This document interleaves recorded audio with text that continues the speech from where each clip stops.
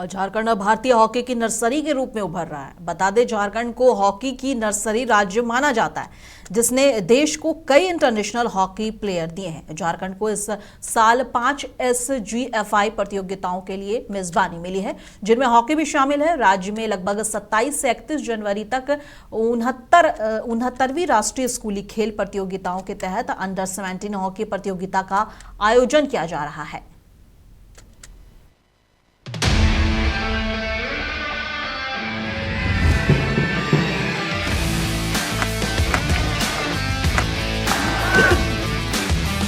झारखंड को हॉकी की नर्सरी राज्य माना जाता है, जिसने देश को कई इंटरनेशनल हॉकी प्लेयर दिए। झारखंड को इस वर्ष 5 SGFI प्रतियोगिताओं के लिए मेजबानी मिली है, जिनमें हॉकी भी शामिल है।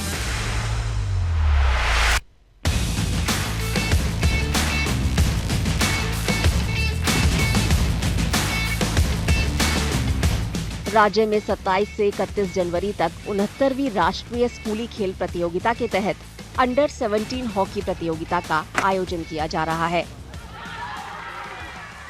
झारखंड में आकर के हमको बहुत ही अच्छा लग रहा है और यहाँ का व्यवस्था भी सही है और खान पान और रहने का भी सुविधा अच्छा से दिया गया है। झारखंड में आकर बहुत अच्छा लगा, क्योंकि हमें बहुत अच्छी सुविधा दी गई है। यहाँ पर हमारी नेशनल है, आज हमारा पहला मैच था, हम 5-1 से जीते हैं और हम सोच रहे हैं कि हम आगे भी ऐसे ही जीत जाए और फाइनल में गोल्ड प्राप्त करें। यह आयोजन राज्य में खेलों से जुड़े इंफ्रास्ट्रक्चर के विकास को बताने के लिए काफी है। इस हॉकी प्रतियोगिता में देश के सभी राज्यों और इकाइयों से लड़कों की 32 और लड़कियों की 33 टीमें भाग ले रही हैं। हमारे मुख्यमंत्री हेमंत सोरेन ने बहुत ही अच्छा सुविधा दिया है, फैसिलिटी दिया है और हमारे यहाँ खेलने को भी काफ़ी अच्छा लग रहा है। यहाँ माहौल बहुत अच्छा है, यहाँ भी ये डेमोक्रेटिक है और इसलिए यहाँ खेल के हमें अच्छा लगा और यहाँ स्टेज जो हमारा है वो भी बहुत अच्छा है, खाने का भी बहुत अच्छा है। झारखंड की हेमंत सोरेन सरकार हॉकी के विकास के लिए काफी संवेदनशील है। झारखंड सरकार ने अंतर्राष्ट्रीय हॉकी प्लेयर सलीमा टेटे और निक्की प्रधान को रांची के हरमू आवासीय कॉलोनी में 3750 वर्ग फीट का भूखंड और स्टाम्प शुल्क तथा पंजीकरण शुल्क में पूरी छूट दी। इसको चाहे या ना चाहे, यहाँ के नौजवानों ने राज्य से लेकर देश के पैमाने से लेकर दुनिया तक में अपना हुनर दिखाने का प्रयास भी किया और सफल भी हुए। मैं समझता हूँ कि अगर इसको बहुत बेहतर तरीके से एक्सप्लोर किया जाए तो झारखंड खेल के जगत में देश के अव्वल स्थान पर जा सकता है। झारखंड की खेल नीति के तहत हॉकी सहित कई खेलों के लिए संरचना तैयार की गई है, जिसमें स्कूल स्तर पर सहायता, प्रशिक्षण और स्टेट लेवल लीग शामिल है।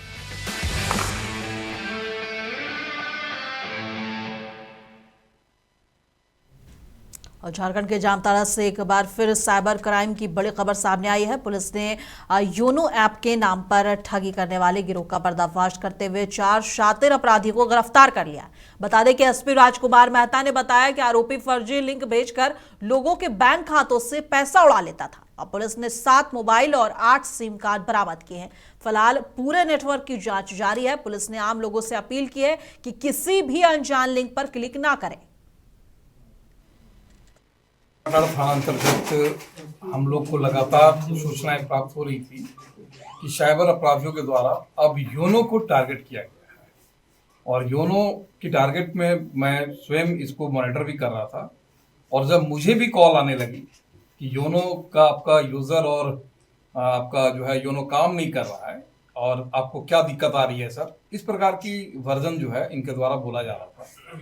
फिर हम लोगों ने इस पर ट्रैकिंग किया है और ट्रैकिंग करने के उपरांत जो है कि इस तरह के जो कहाँ से आ रहे हैं, हम लोगों ने कुछ इनपुट हम लोग कलेक्ट किए। कलेक्ट करने के बाद में पुलिस निरीक्षक अमृत कुमार राम के नेतृत्व में और पुआनी कुंदन कुमार वर्मा के नेतृत्व में जो है हम लोगों ने एक टीम को भेजा था, जिसमें हम लोगों को 4 अपराधी जो है पाटोल डिगवाडी के पास में बांस के झोड़ में जो है ये बिल्कुल रंगे हाथ पकड़े गए हैं। इनको दौड़ाकर पकड़ा गया है और इनके पास से जो हम लोग को साइबर अपराध करने वाले जो मोबाइल हैं वो सब बरामदगी हुई है।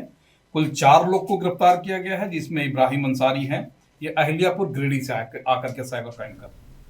और देश भर में चर्चित नाम बन चुके मोहम्मद दीपक से झारखंड सरकार के मंत्री इरफान अंसारी ने फोन पर बात की है। उन्हें झारखंड आने का औपचारिक निमंत्रण भी दिया है और दीपक ने इस आमंत्रण को स्वीकार करते हुए जल्द ही झारखंड आने की बात कही है। बता दें कि मंत्री इरफान अंसारी ने बताया कि बजट सत्र के बाद झारखंड में मोहम्मद दीपक का ऐतिहासिक और भव्य स्वागत किया जाएगा, जिसमें हजारों लोग शामिल होंगे। और इससे पहले मंत्री खुद देहरादून जाकर दीपक से मुलाकात करेंगे और उनके साहस, जज्बे और धर्मनिरपेक्ष सोच को सम्मानित करेंगे।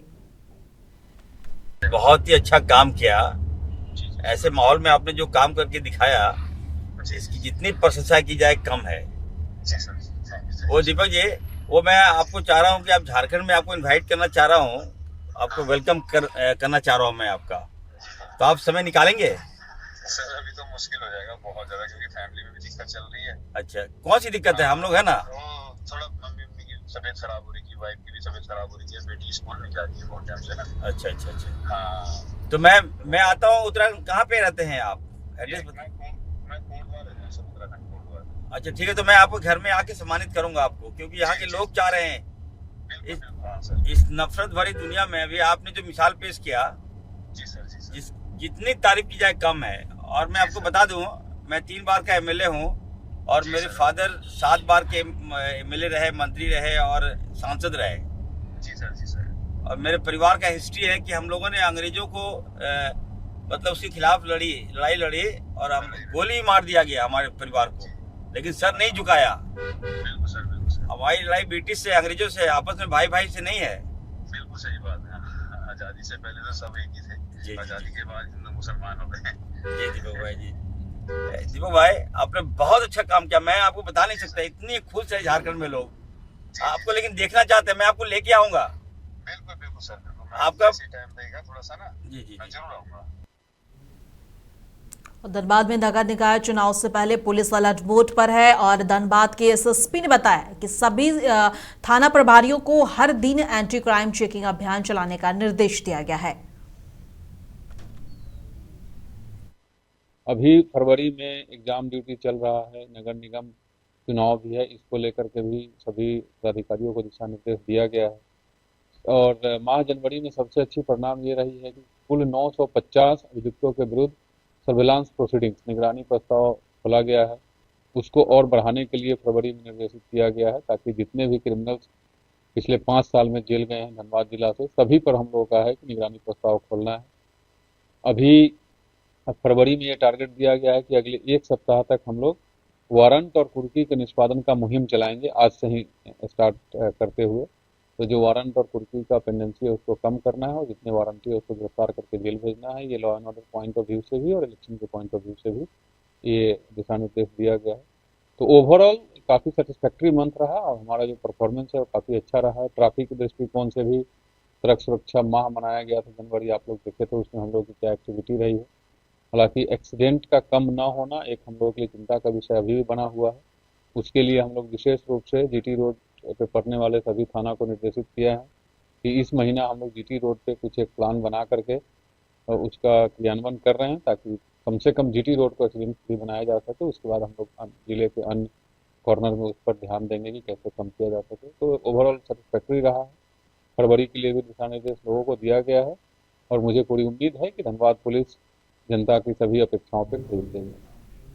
और नशे के खिलाफ हजारीबाग पुलिस सख्त रुख अपना रही है और हजारीबाग एसपी अंजनी अंजन को गुप्त सूचना मिली थी कि बड़ा बाजार थाना क्षेत्र के अंतर्गत ब्राउन शुगर का गोरख धंधा चल रहा है। इस सूचना से के आलोक में टीम गठित कर एक आरोपी को गिरफ्तार किया गया, जिसके पास से लगभग 40 ग्राम ब्राउन शुगर बरामद किया गया है।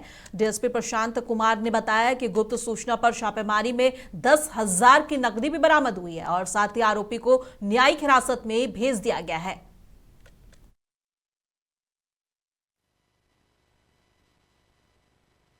सुबह सुबह हमारा जो सूचना संकलन की टीम है उसके द्वारा बताया गया कि बड़ा बाजार थाना क्षेत्र का जो सिमरा रेस्ट हाउस और पेट्रोल पंप के पीछे जो एरिया है उसमें बड़े मात्रा में जो है सो ब्राउन शुगर की खरीद बिक्री हो रही है। इस सूचना के आलोक में एसडीपीओ सदर सर के नेतृत्व में टीम का गठन किया गया, जिसमें मैं, पंकज, गौतम और अन्य पदाधिकारी बड़का गांव बड़ा बाजार थाना का जो दल बल है उसके साथ हम लोग उस जगह पे पहुंचे। जो भी संभावित क्षेत्र था, जगह था जिस पे हम लोगों को लगा कि वहाँ खरीद बिक्री हो सकती है, वहाँ छापामारी की गई, जिसमें से एक टूटा फूटा घर में हम लोगों ने देखा कि एक लड़का जो है वो है। और जब हम लोगों ने नशे के हालत में था, हम लोगों ने जब उसकी तलाशी ली तो पाया कि उसके पास ब्राउन शुगर जैसा कुछ पदार्थ है। जब हम लोगों ने उसका टेस्ट किया तो हम लोगों ने पाया कि वो ब्राउन शुगर ही है। और गोड्डा पुलिस नगर निकाय चुनाव को लेकर अलर्ट मोड पर है। इसी के तहत पुलिस ने अवैध मादक पदार्थ के एक कारोबारी को गिरफ्तार भी कर लिया है। और बता दें कि एसडीपीओ चंद्रशेखर आजाद ने बताया है कि पुलिस ने उसके पास से बड़ी मात्रा में अवैध मादक पदार्थ बरामद किया है। भागलपुर से एक व्यक्ति जो है वो अवैध गांजा का बिक्री करने के लिए महागामा में आने वाला है। तो उक्त सूचना के आलोक में एसपी सर के द्वारा एक मेरे नेतृत्व में एक टीम का गठन किया गया था। और जो हम लोग छापामारी टीम में थे तो अलग अलग रास्ते में निगरानी रख रहे थे। तो बताया गया हुलिया के अनुसार एक व्यक्ति जो है वो नहर से आगे बढ़ते हुए हरिन चारा की तरफ बढ़ रहा था, जिसको हम लोग फॉलो किए। और वह एक कब्रिस्तान के पास आके रुका और किसी का इंतजार करने लगा। फिर उसका मामला जब लगा कि हम लोग को कि संदिग्ध व्यक्ति यही है जो हुलिया से भी मैच करता है, उसके हाथ में एक थैला था, तो फिर घेराबंदी करके उसको पकड़ा गया। और जब विधिवत रूप से उसकी तलाशी ली गई तो उसके हाथ में जो थैला था उससे 1-1 केजी का 4 पैकेट गांजा बरामद हुआ। और धनबाद में लोन सेटलमेंट विवाद में रिकवरी एजेंट अमित मित्तल के अपहरण के बाद हत्या का खुलासा हुआ है। आरोपी विकास खंडेलवाल गिरफ्तार कर लिया गया है और शव घर के किचन से बरामद हुआ है। बता दें कि डीएसपी नौशाद आलम ने बताया कि हत्या में प्रयुक्त हथियार, बाइक और मोबाइल जब्त कर लिए गए हैं। मामले की जांच अभी भी जारी है। 8/2/2026 को धनबाद थाना अंतर्गत एक सूचना प्राप्त हुई थी कि अमित कुमार मित्तल जो बाबोडी खटाल के रहने वाले हैं, उनका अपहरण हो गया है। इस सूचना पे धनबाद पुलिस ने तत्काल कार्रवाई करते हुए जो भी संदिग्ध व्यक्ति हो सकते हैं उनके ठिकानों पे छापामारी और तलाशी अभियान शुरू किया।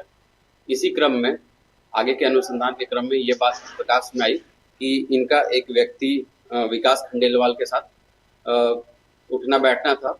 उस सूचना के आलोक में जब पुलिस विकास खंडेलवाल को उठाकर पूछताछ की तो पूछताछ के क्रम में उनके द्वारा पहले आनाकानी किया गया, बाद में सख्ती से पूछताछ के क्रम में उनके द्वारा बताया गया कि उन्होंने अमित कुमार मित्तल का हत्या कर दिया है। इस क्रम में अमित कुमार मित्तल का जो मोटरसाइकिल था उसको भी बरामद किया गया है